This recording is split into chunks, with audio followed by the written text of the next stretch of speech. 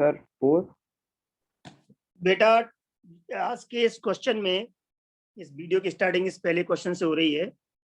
तो आज के इस पहले क्वेश्चन में आपसे पूछा है कि पहले 4 आईपी किसी एलिमेंट के conjugative first 4 IP that is IP1, IP2, IP3 और IP4 की वैल्यू आपको दी हुई है 200, 300, 1500 और 2000 इलेक्ट्रॉन वोल्ट। आपसे क्वेश्चन पूछा है कि इस एलिमेंट के वैलेंस इलेक्ट्रॉन्स कितने होंगे, that is outer most orbit में कितने इलेक्ट्रॉन होंगे। वैलेंस इलेक्ट्रॉन का मतलब समझ सकते हो आप लोग, है ना। Valence orbit that is outer most orbit में इलेक्ट्रॉन कितने हो सकते हैं। आपको यहाँ पर आईपी के बेसिस पर आइडिया लगाना है क्या आंसर मोस्ट एप्रोप्रिएट होना चाहिए। तो बोलो बेटा, वो अपनी तरफ से आप आंसर्स बोलो, दिमाग लगाओ, सोचो। उसके आउटर मोस्ट ऑर्बिट में कितने इलेक्ट्रॉन होने चाहिए इस डेटा के अकॉर्डिंग।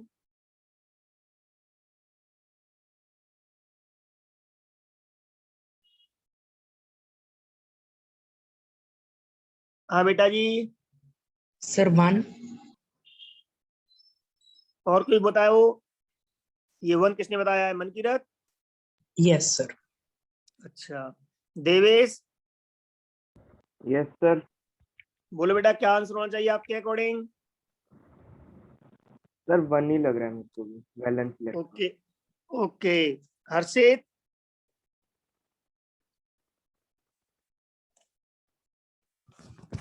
Yes sir. क्या लग रहा है आपको आंसर। सर मुझे भी 1 ही लग रहा है। तुम सबको 1 लग रहा है। चलो फिर हम आगे बात करते हैं। मेरे बेटाओ मैंने आप लोगों को बताया था, आपको याद हो तो, एज वी नो कि IP1 से IP2, IP2 से IP3, IP3 से IP4 और आगे भी होता तो वो भी दैट इज सक्सेसिव आईपी है वो इंक्रीज होते हैं क्योंकि जेड इफेक्टिव बढ़ता है। याद आ रहा है आपको। यस। Very good.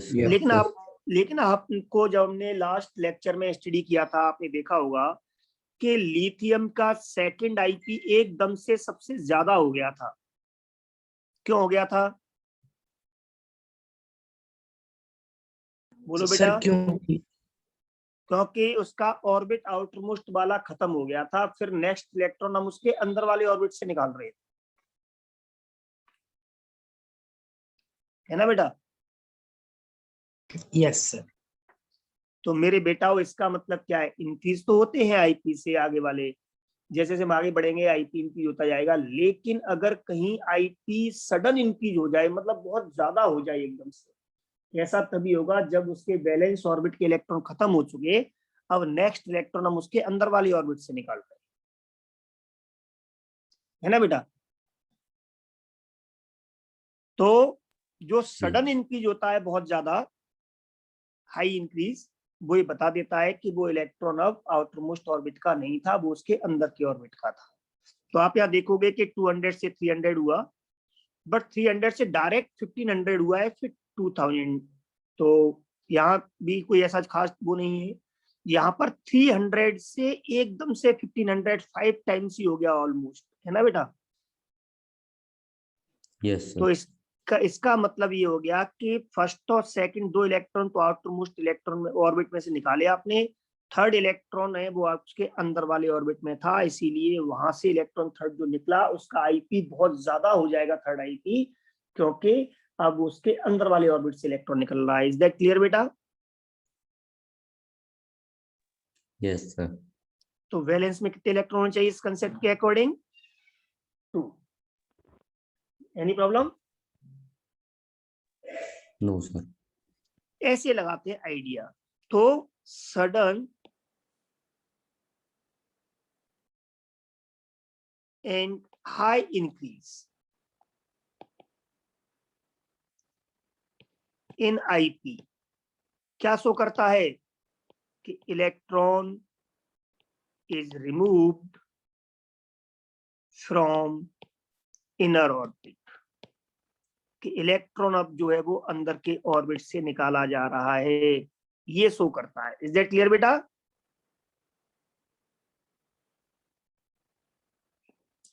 अगर IP1 से IP2 ज्यादा होता है तो हम सब जानते हैं IP2 ज्यादा होगा, लेकिन अगर बहुत ज्यादा हो, सडन इंक्रीज, बाकी सब में एक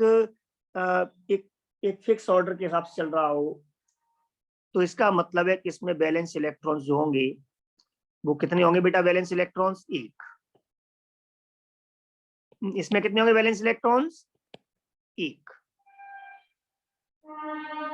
अगर IP1 से IP2 तो ज्यादा होता ही है, बट IP2 से IP3 बहुत ज्यादा हो जाए, इसका मतलब बैलेंस इलेक्ट्रॉन से वो 2 है। इसी तरह से IP1 से IP2 ज्यादा, IP2 से IP3 ज्यादा, बट IP3 से IP4 ज्यादा नहीं हो, बहुत ज्यादा हो, तो इसका मतलब बैलेंस इलेक्ट्रॉन 3 है, एंड सो ऑन। इस तरह से आप आइडिया लगा सकते हो। इज दैट क्लियर बेटा?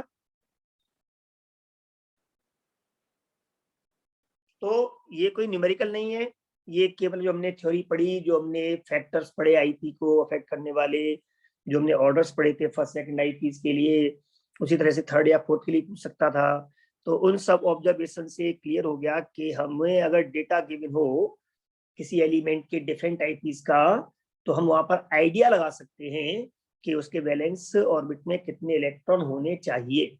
ये गारंटी की बात नहीं कर रहे हैं, लेकिन हमारे कंसेप्ट के अकॉर्डिंग हम ये पता लगा सकते हैं। इज दैट क्लियर बेटा? Yes sir. Very good.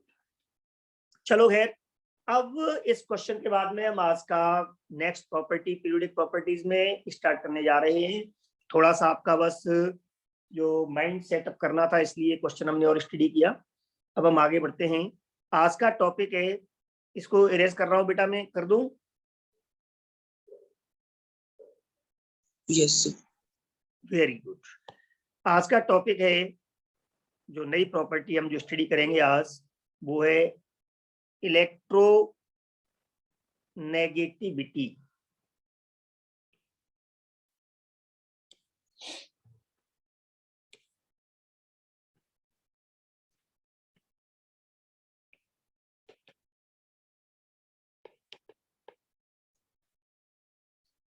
इस इलेक्ट्रोनेगेटिविटी को हम लोग एक सिंबल से रिप्रेजेंट करते हैं।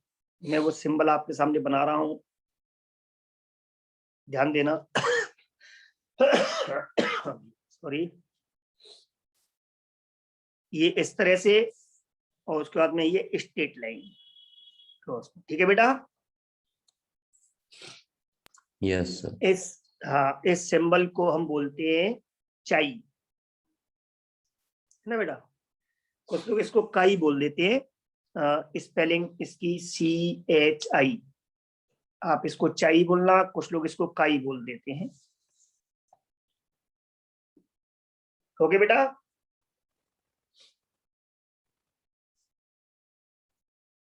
अब आगे यस बढ़ते हैं। सर। अब आगे बढ़ते हैं, ये प्रॉपर्टी क्या है पहले ये समझो।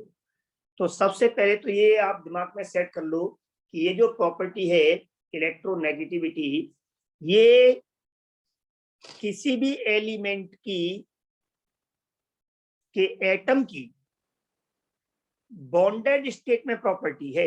बॉन्डेड स्टेट मतलब जब वो किसी और दूसरे एटम के साथ में बॉन्ड बनाकर प्रेजेंट हो। अगर वो इंडिविजुअल है तो वहां पर इस प्रॉपर्टी का कोई मतलब नहीं है।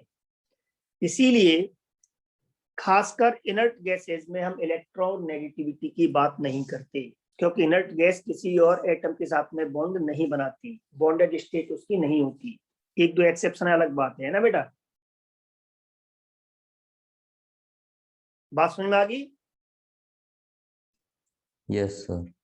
हाँ, तो आप इसे पहले तो ये समझ लो, इसमें सबसे पहला इंपॉर्टेंट पार्ट है इसका, वो यही है कि it is the property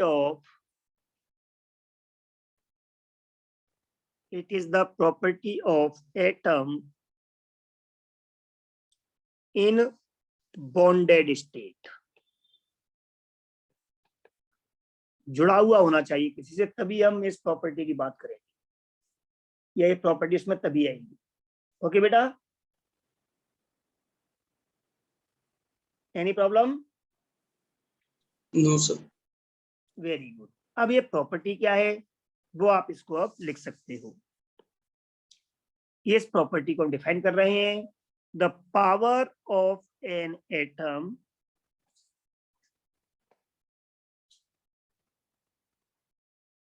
in a molecule. वही कंबाइंड स्टेट आ गई, मॉलिक्यूल तभी कहा जाएगा जब दो या दो से ज्यादा एटम आपस में जुड़े हुए हैं, तो हम उसे मॉलिक्यूल बोलते हैं उस ग्रुप को। उस मॉलिक्यूल में किसी भी एटम की पावर, कौन सी पावर, टू अट्रैक्ट इलेक्ट्रॉन, खासकर मेरा यहाँ इलेक्ट्रॉन से मतलब है बॉन्ड पेयर से, वैसे आप नॉर्मली इलेक्ट्रॉन भी कह सकते हो, पर स्पेशली हम यहाँ पे कहें तो बॉन्ड पेयर को, टुवर्ड्स इटसेल्फ। जब वो किसी दूसरे एटम के साथ बॉन्डेड है, मतलब मॉलिक्यूल में है, तो उस बॉन्ड में जो इलेक्ट्रॉन्स हैं या जो इलेक्ट्रॉन्स वहां प्रेजेंट हैं, उनको अपनी ओर खींचने की जो पावर होती है इज कॉल्ड इलेक्ट्रोनेगेटिविटी। आगे बात समझो बेटा।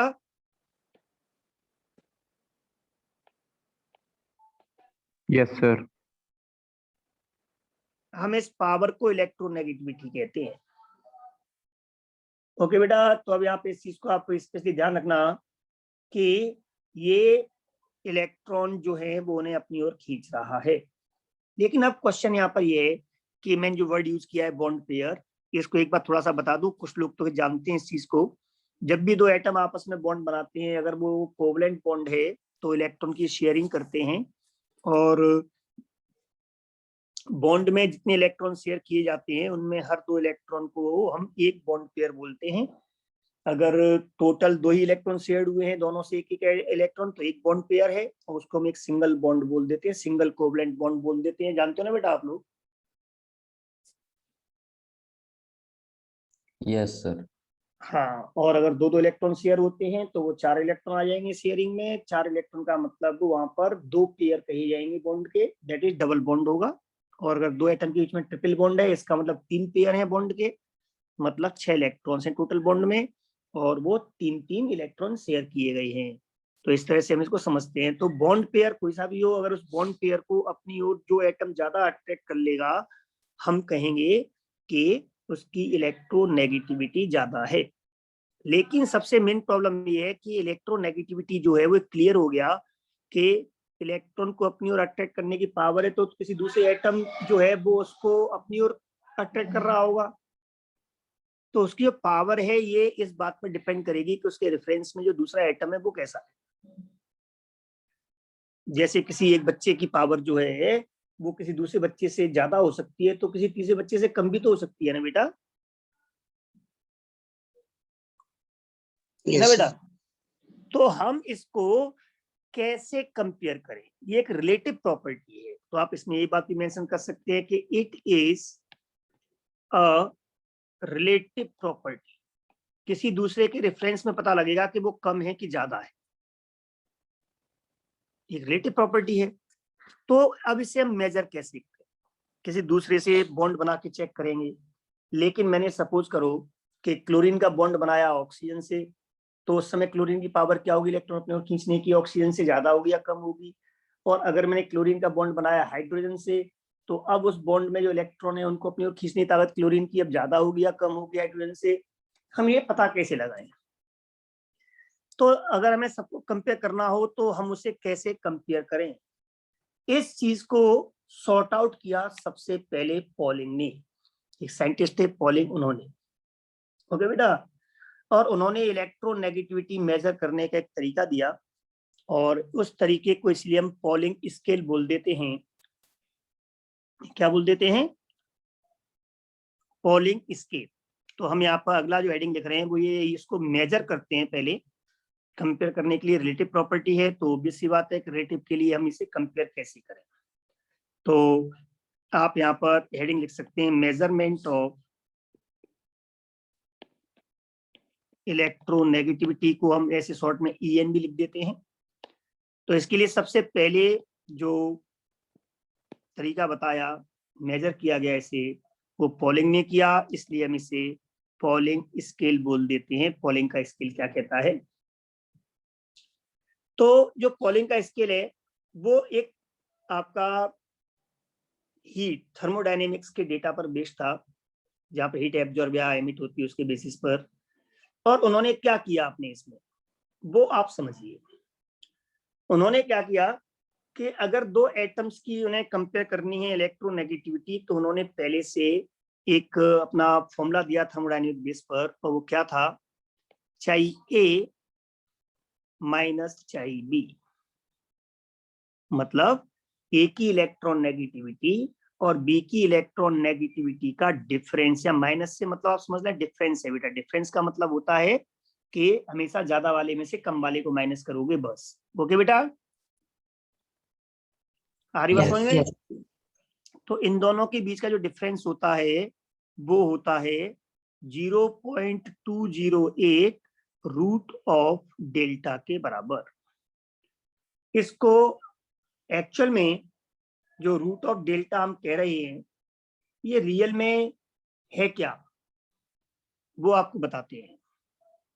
ओके बेटा, तो वो आप यहाँ पे ध्यान देना कि यहाँ पर ये रूट ऑफ डेल्टा क्या है। ये रूट ऑफ डेल्टा एक्चुअल में मैं आपको बताता हूं आगे, कि अगर ए और ए बॉन्ड को तोड़ने में जो एनर्जी खर्च हो रही है वो हो रही है ए बॉन्ड को तोड़ने में एनर्जी खर्च हुई ई। ओके बेटा, और बी को तोड़ने में एनर्जी खर्च हो रही है वो हो रही है बी। ऐसे बोल दिया, मतलब जब ए और बी का बॉन्ड नहीं था, जब ए से जुड़ा हुआ था, जब बी और बी से जुड़ा हुआ था, उस समय उनके बॉन्ड को तोड़ने में जो एनर्जी खर्च हुई वो थी ई और ई बी।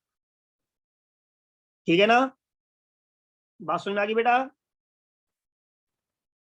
Yes sir. तो उन्होंने कहा कि जब ए और बी के बीच बॉन्ड बना हुआ होगा तो उसको तोड़ने में जो एनर्जी खर्च होगी वो ए बी से रिप्रेजेंट कर दी। तो ये तीनों क्या है? ये बॉन्ड एनर्जीज हैं। इन्होंने कहा कि ए और बी की जो बॉन्ड एनर्जी है, ए और बी बॉन्ड की, वो ए और बी का जो बॉन्ड एनर्जी थी उसका प्रोडक्ट एंड देन रूट, मतलब एक तरह से एक एवरेज कह सकते हो, एक स्पेशल काइंड ऑफ एवरेज इस एनर्जी के बराबर ही होना चाहिए था, है ना बेटा? लेकिन यहाँ ई की जो एनर्जी है वो इन दोनों की एनर्जी से कम होगी या ज्यादा होगी, मतलब इसके बीच में डिफरेंस होगा। और इन एजेंट के डिफरेंस को यहाँ पे बोला गया डेल्टा। ये और ये जो यहाँ पर है वो किस में है, ये आपको ध्यान रखना है, किलो कैलोरी पर मोल में। तो ये डेल्टा क्या है, ये वैल्यू किस में आएगी? किलो कैलोरी पर मोल, मतलब एक मोल बॉन्ड्स आपको सबके तोड़ने हैं। ओके बेटा, तो यहाँ पर ये जो एनर्जीज है इनको मैं लिख देता हूं, ये क्या है? ये सब बॉन्ड एनर्जीज हैं। क्या है ये सब बॉन्ड एनर्जीज हैं। क्या है बेटा? ये बॉन्ड एनर्जी मीन्स किसी बॉन्ड को तोड़ने में दी जाने वाली एनर्जी। तो पॉलिंग ने कहा कि प्योर ए और ए के बीच बने हुए बॉन्ड को तोड़ने में जो बॉन्ड एनर्जी हम दे रहे हैं, या बी और बी को तोड़ने में जो बॉन्ड एनर्जी दे रहे हैं हम, इसके प्रोडक्ट का रूट, दैट इज एक एवरेज आ गया, एक स्पेशल काइंड का, वो एनर्जी जो है उतनी एनर्जी तब होनी चाहिए बॉन्ड की जब दोनों आपस में बॉन्ड बनाए, मतलब ए और बी का बॉन्ड बने। लेकिन यहाँ हम देख रहे हैं कि वो एनर्जी थोड़ी एक्स्ट्रा है। वो एक्स्ट्रा क्यों है? कि वो एक्स्ट्रा उन दोनों एटम जो डिफरेंट अब जुड़े आपस में, तो उन डिफरेंट एटम के बीच में एक इलेक्ट्रॉन नेगेटिविटी डिफरेंस की वजह से उनकी पावर अपनी तरफ अट्रैक्ट करने की जो है बॉन्ड पेयर को, वो अलग अलग होने की वजह से कुछ एक्स्ट्रा एनर्जी उसमें होती है। तो उस एक्स्ट्रा एनर्जी की वजह क्या है? उन दोनों की उस पावर का डिफरेंस। ओके बेटा,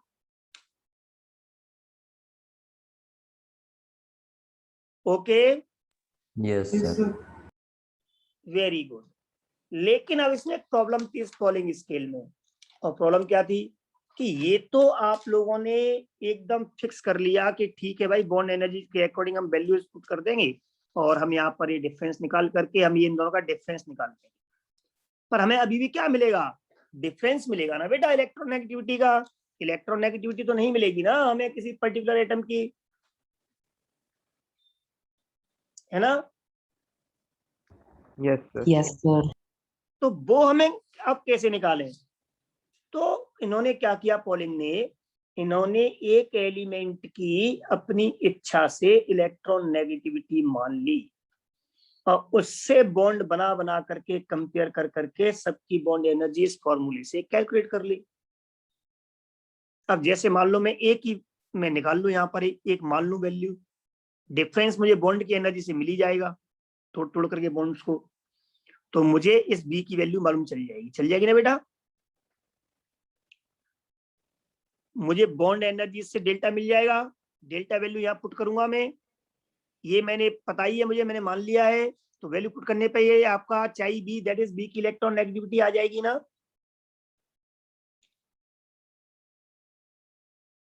Yes, sir. बोल। और ऐसे ही अगर अब मैं उसी ए का बॉन्ड जो है वो बना दूं किसके साथ में, सी के साथ में, फिर इस फॉर्मूले में पुट कर दूं तो सी की वैल्यू आ जाएगी, फिर डी से बॉन्ड बना बना के फिर मैं डी की निकाल लूंगा ए के रेस्पेक्ट में।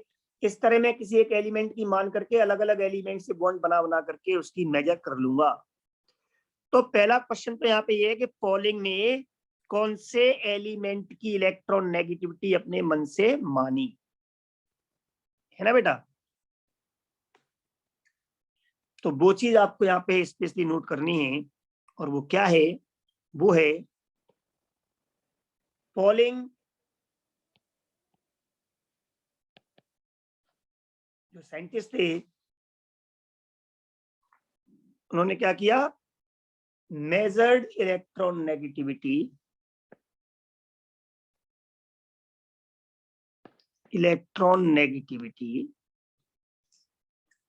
of different elements, अलग अलग एलिमेंट्स की इलेक्ट्रॉन नेगेटिविटी मेजर की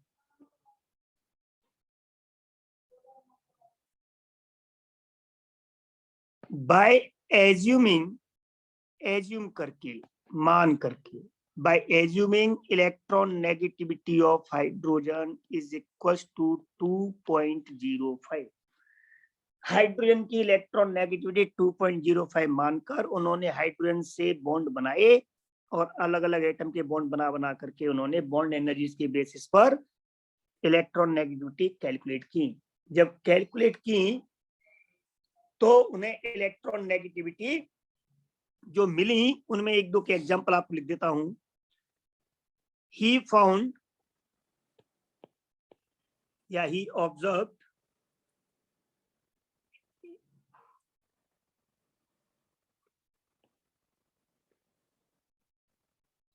और he obtained electron negativity of carbon is equals to 2.5 and electron negativity of fluorine is 4.0। ये उन्हें इलेक्ट्रॉन नेगेटिविटी इस तरह से मिली कुछ एलिमेंट्स की। ओके बेटा हो। अब अगर Yes, मान sir. लो सारे एलिमेंट्स की इलेक्ट्रॉन नेगेटिविटी मैंने कंपेयर कर ली एक पर्टिकुलर एलिमेंट हाइड्रोजन के रेस्पेक्ट में, तो कौन सा उन्होंने एलिमेंट माना था, हाइड्रोजन। ओके बेटा। तो अब मैं यहाँ पर ये कह सकता हूँ इस वैल्यू को देख करके कि कार्बन जो है वो फ्लोरीन से कम इलेक्ट्रोनेगेटिव है, ये मैं कह सकता हूँ बेटा।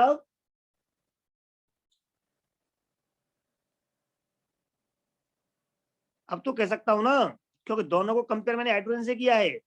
एक की इलेक्ट्रॉन नेगेटिविटी हाइड्रोजन के रेस्पेक्ट में 2.5 आई है, दूसरे की 4 आई है।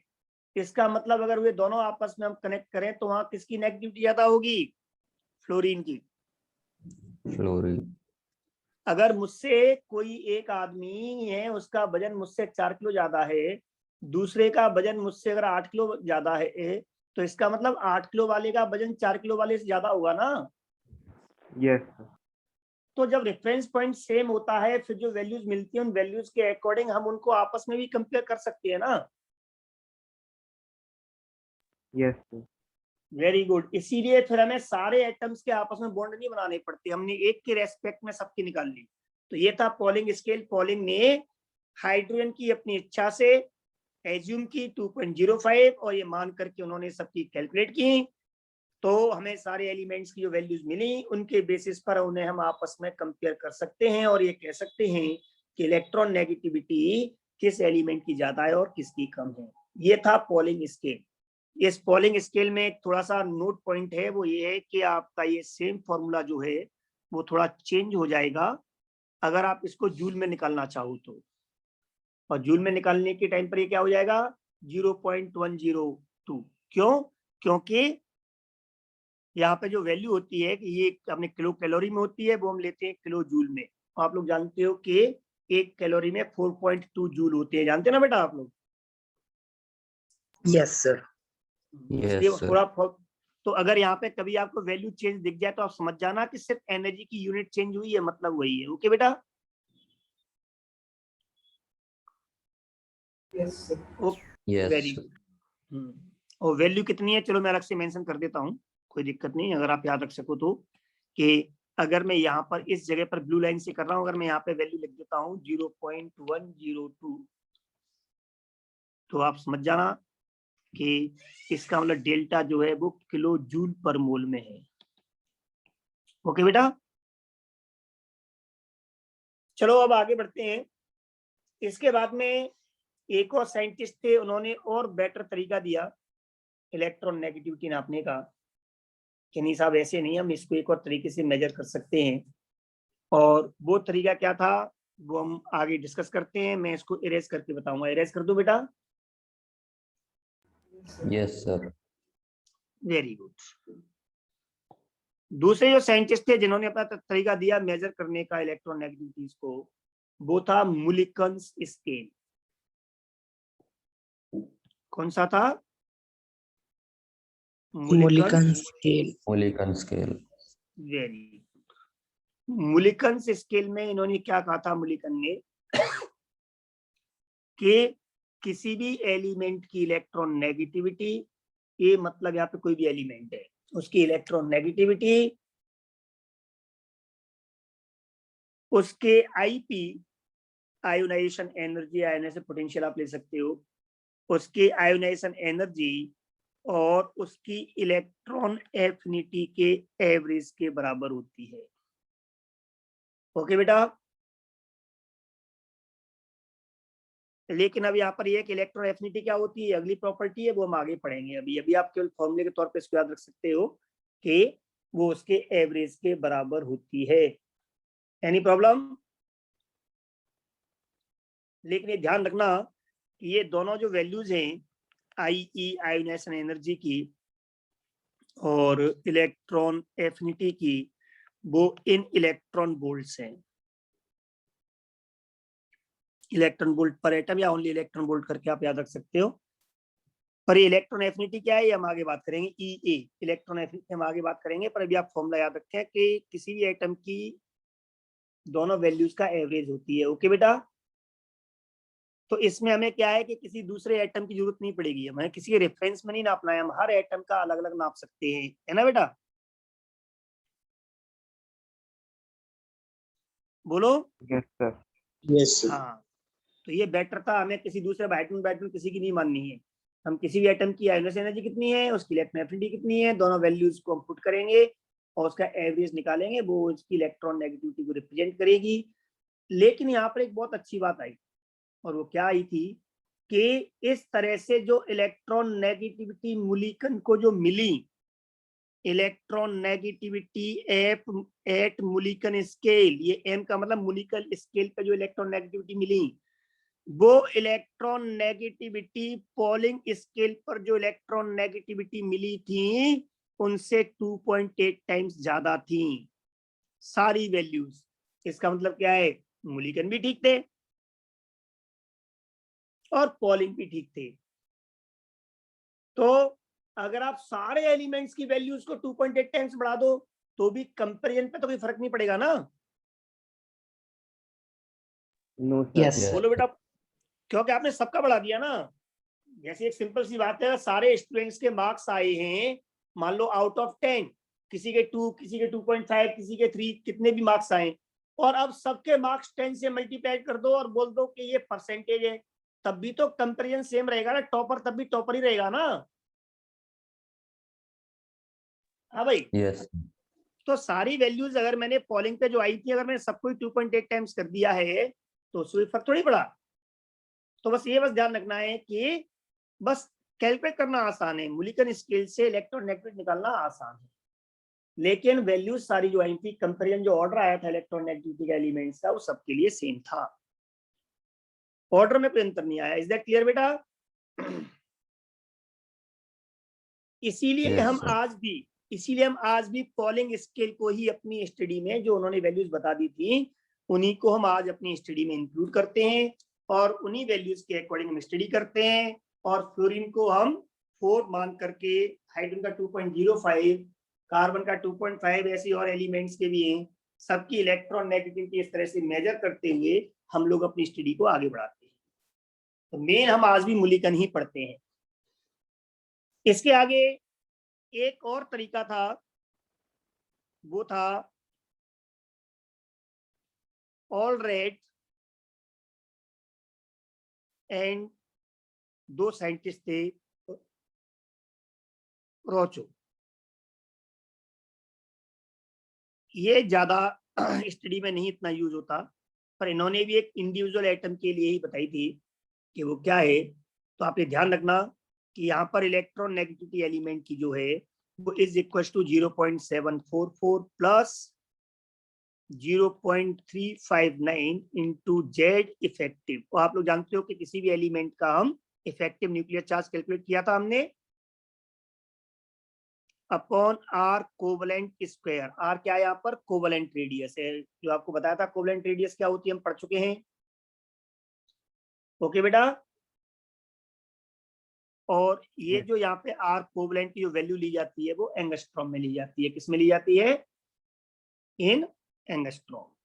कितने एंगस्ट्रॉम है उसकी रेडियस, ये वैल्यू पुट की जाती है। तो यहाँ पर जो भी वैल्यू आएगी वो उस एलिमेंट की इलेक्ट्रॉन नेगेटिविटी कही जाएगी। ये सारे मतलब आपको पता है, पर यहाँ पर अब आपको इन सब चीजों की कोई जरूरत नहीं है। इज दैट क्लियर बेटा? तो आपका बेटर कौन सा रहा? Polling scale. और पोलिंग से, हाँ, और पोलिंग से ही हम अपनी स्टडी को आगे बढ़ाएंगे। सारी बातें हम पोलिंग के अकॉर्डिंग ही करेंगे। लेकिन अब इसके आगे हम बात करते हैं कि इलेक्ट्रॉन नेगेटिविटी क्या है। ये तो क्लियर हो गया, लेकिन इलेक्ट्रॉन नेगेटिविटी मेजर कैसे करते हैं ये भी हमने देख लिया। 3 तरीके थे, पर हम मूल्यांकन को ही मेजर लेके चलेंगे, उसके अकॉर्डिंग स्टडी को आगे बढ़ाएंगे। लेकिन किसी भी एलिमेंट की इलेक्ट्रॉन नेगेटिविटी किन किन बातों से अफेक्ट होती है, हम ये यहाँ पर देखते हैं। तो ये कंबाइंड स्टेट में है, बॉन्ड के फॉर्म में है, तो किन किन बातों पर अफेक्ट होती है, इन बातों को हम आगे बढ़ाते हैं। ओके बेटा? Yes, sir. तो पहले इसको आप समझना, इलेक्ट्रोनेगेटिविटी को पहले एक बार फिर आपको रफली, कि अगर ए और बी दो एटम आपस में एक सिंगल कोवलेंट बॉन्ड से जुड़े हुए हैं, इसका मतलब ए और बी दोनों ने एक एक इलेक्ट्रॉन की शेयरिंग की थी। उस समय ये जो 2 इलेक्ट्रॉन जो बॉन्ड को शो कर रहे हैं, ये इस बॉन्ड का मतलब 2 इलेक्ट्रॉन है इनके बीच में शेयर्ड। ये जो पेयर है इलेक्ट्रॉन का, पेयर ऑफ शेयर्ड इलेक्ट्रॉन, जो शेयर किए गए हैं उन इलेक्ट्रॉन का जो पेयर है, इसी को हम बोलते हैं बॉन्ड पेयर। ओके बेटा? अब यहाँ पर जब ये दोनों एटम जुड़े हुए हैं, इसका मतलब ये होता है कि एक एटम ये है और जो दूसरा एटम इससे जुड़ रहा है, आप ध्यान से देखना, वो दूसरा एटम है वो ये है। मैं वापस से बना रहा हूं, दूसरा एटम है जिससे जुड़ा हुआ है वो ये है। ठीक है ना? ये पार्ट जो शो होता है, इस पार्ट को हम बोलते हैं कि ये वो इलेक्ट्रॉन से का पार्ट है जो शेयर हुआ है, 2 इलेक्ट्रॉन जो इसमें बीच में बॉन्ड पेयर को शो कर रहा है। तो यहाँ पे क्या होगा, दोनों एटम जो है इनके जो न्यूक्लियस हैं, ये इन शेयर्ड इलेक्ट्रॉन्स को अपनी अपनी ओर खींचने की कोशिश करेंगे। ये अपनी ओर खींचेगा, ये अपनी ओर खींचेगा। ओके बेटा? ये इस इलेक्ट्रॉन को, इस बॉन्ड पेयर को अपनी ओर खींचने की जो ताकत होती है, पावर होती है, उसको हम इलेक्ट्रॉन नेगेटिविटी से रिप्रेजेंट करते हैं। Is that clear? Yes, sir. तो इससे क्लियर हो गया बेटा कि इलेक्ट्रॉन नेगेटिविटी जो ए की होगी वो ज्यादा होनी चाहिए बी से। क्यों? क्योंकि ए की जो रेडियस है वो कम है बी से, इसीलिए बॉन्ड पेयर ए के नजदीक होगा और बी से न्यूक्लियस बी का जो है वो इस बॉन्ड पेयर से दूर होगा। तो दूर होगा वो उससे कम खींच पाएगा। Is that clear?